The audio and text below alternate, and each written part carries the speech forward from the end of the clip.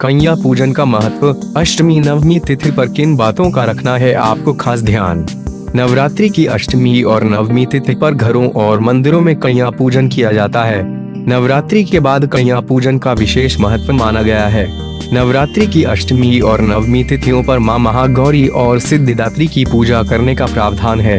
इन तिथियों पर कन्याओं को घरों में बुलाकर भोजन कराया जाता है, उन्हें अन्य वस्तुएं दान में दी जाती हैं।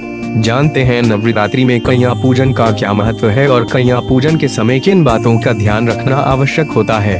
कन्या पूजन का महत्व। नवरात्रि पर कन्या पूजन करने से मां प्रसन्न होती हैं और अपने भक्तों की हर इच्छा को पूर्ण करती हैं। शास्त्रों के अनुसार कन्या पूजन करने से सुख शांति और मोक्ष की प्राप्ति होती है।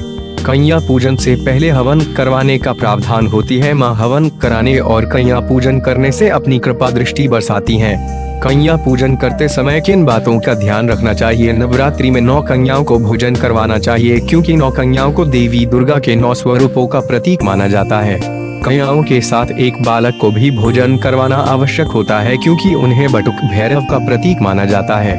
मां के साथ भैरव की पूजा आवश्यक मानी गई है। 2 वर्ष से लेकर 10 वर्ष की आयु तक की कन्याओं का कंज पूजन करना चाहिए। कैसे करें कन्या पूजन, जाने पूरी विधि। कन्याओं को पूजन के लिए पहले आमंत्रण देना चाहिए।